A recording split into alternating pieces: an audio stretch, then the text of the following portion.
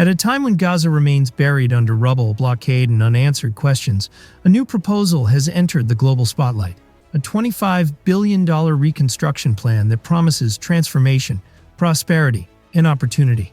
But beneath the glossy projections and ambitious timelines lies a deeper question. Is this a genuine path to recovery, or a strategic illusion masking unresolved political realities? Recently, Jared Kushner, former White House senior advisor and son-in-law of former U.S. President Donald Trump, unveiled what he described as a master plan to rebuild Gaza. The proposal was presented on an international stage at the World Economic Forum in Davos, Switzerland, a venue symbolic of global finance, elite decision-making, and economic power. On paper, the plan is bold, expansive, and forward-looking. In practice, it has reignited intense debate across diplomatic, humanitarian, and political circles. According to Kushner, the vision is clear. By 2035, Gaza would be transformed from a war-ravaged enclave into a regional economic hub. The core philosophy is a decisive shift away from conflict-driven narratives toward investment, trade, and employment. Instead of siege and dependency, the plan promises growth and integration. Instead of humanitarian aid alone, it offers long-term development anchored in infrastructure and foreign capital. The proposal outlines large-scale modernization, new residential complexes, advanced transportation systems, ports, industrial zones, and commercial districts designed to attract international investors. In essence, Gaza would function as a special economic zone, governed by incentives such as tax exemptions, reduced tariffs, and regulatory flexibility. Supporters argue this model has worked elsewhere. Critics argue Gaza is not elsewhere. The master plan divides the territory into 4 development zones. New Rafah is envisioned as City 1, Khan Yunis as City 2, Central Camps as City 3, and Gaza City as City 4. Each zone is designed to specialize in a combination of housing, services, industry, and tourism. In New Rafah alone, the plan proposes more than 100,000 permanent housing units, over 200 educational institutions, 180 cultural, religious, and vocational centers, and at least 75 medical facilities. Along Gaza's coastline, the proposal includes the construction of approximately 170 high-rise towers. These towers would serve multiple functions: residential housing, tourism facilities, data centers, and high-tech industrial spaces. The vision is unmistakably modern, a skyline of glass and steel replacing decades of destruction. For its architects, this is proof of ambition. For skeptics, it is proof of detachment. Financially, the plan estimates a minimum cost of $25 billion, a figure cited by the Board of Peace and echoed by Kushner himself. However, independent analysts and reconstruction experts suggest the real cost could exceed $70 billion, especially when accounting for long-term infrastructure, governance, security, and environmental rehabilitation.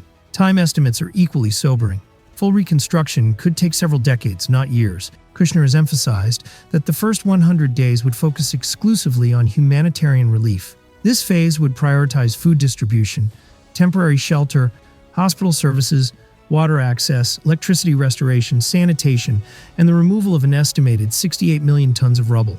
Only after this emergency phase, he argues, would permanent reconstruction begin in earnest. Simultaneously, the plan calls for the establishment of a formal special economic zone. Investors would be offered generous incentives designed to overcome Gaza's reputation as a high-risk environment. The expectation is that foreign capital, once unlocked, would generate employment, stabilize livelihoods, and gradually reduce dependence on aid. Donald Trump has publicly praised the proposal, describing Gaza's geographic location as phenomenal and suggesting it could become the Riviera of the Middle East. This statement echoes earlier remarks in which Trump controversially suggested the United States could take over Gaza and oversee its redevelopment, comments that drew sharp condemnation from international actors and human rights organizations. The context surrounding this proposal is critical. According to United Nations data, following the 2023 war, more than 90% of Gaza's residential buildings were either destroyed or severely damaged. Infrastructure systems, water, electricity, healthcare, were pushed to the brink of collapse. Despite intermittent ceasefires, the humanitarian crisis remains acute. Nearly 1 million Palestinians rely on emergency assistance. Reports of child deaths during winter months underscore the severity of conditions on the ground. Against this backdrop, the reconstruction plan has triggered intense criticism. The most significant concern is what the proposal does not address: Political rights, security guarantees, and Palestinian self-determination are largely absent from the framework. For many Palestinian leaders, the message is clear. Without an end to the war, the lifting of the blockade, and a credible political resolution, economic development cannot be sustainable. Several analysts view this proposal as a continuation of the Trump administration's earlier deal of the century. That plan, too, was accused of attempting to dilute Palestinian political demands by offering economic incentives in their place. The underlying logic remains the same: prosperity first, politics later. History, however, suggests the reverse may be true. Supporters argue that if implemented, the plan could dramatically improve daily life for ordinary Gazans. Jobs would be created, infrastructure would be rebuilt. Hope, long absent, might slowly return. They contend that economic stability could over time reduce conflict and foster moderation. Critics counter that the primary beneficiaries would not be Gaza's residents, but international investors and regional power brokers. They argue that Palestinian voices are marginalized, participation is minimal, and consent is assumed rather than secured. Development without agency, they warn, is not liberation. It is dependency by another name. Gaza today remains fragmented by war, blockade, and internal political division. In this reality, several fundamental questions remain unanswered. Who will implement this plan? Who will guarantee security? Who will govern the territory during and after reconstruction? And most importantly, how will Gaza's people be included in decisions that shape their future? For many observers, rebuilding Gaza without a political settlement is akin to constructing a skyscraper on unstable ground. The structure may rise quickly, but its foundations remain vulnerable. This proposal, therefore, is not only about Gaza's future. It is a window into America's broader diplomatic vision for the Middle East. A vision that continues to prioritize economic engineering over political resolution. Looking beyond the immediate controversy, the long-term implications of this plan extend far beyond Gaza's borders. At its core, the proposal reflects a strategic belief held by influential circles close to Donald Trump, that economic development can neutralize political conflict. This belief has shaped U.S. engagement in the region for years, particularly in relation to the Israeli-Palestinian conflict. However, history offers mixed lessons. Economic growth without political sovereignty has rarely produced lasting peace. In fact, in many cases, it has intensified resentment by creating unequal benefits and reinforcing power imbalances. Gaza's situation is uniquely complex. It is not merely underdeveloped, it is politically constrained, militarily contested, and diplomatically isolated. One of the most pressing strategic challenges is security. Reconstruction on this scale requires stability, predictability, and enforcement mechanisms. Yet the plan remains vague on who would control security. Would it be Israel? An international force? A restructured Palestinian Authority? Or a hybrid arrangement? Each option carries significant political consequences and risks. International reactions to the proposal have been cautious at best, while some Gulf states have expressed interest in funding reconstruction efforts. They have also emphasized the necessity of a political horizon. European diplomats have echoed similar concerns, stressing that development must be tied to rights, representation, and international law. There is also the regional dimension. A transformed Gaza could alter power dynamics in the eastern Mediterranean, affect Israeli security calculations, and reshape Arab-Israeli relations.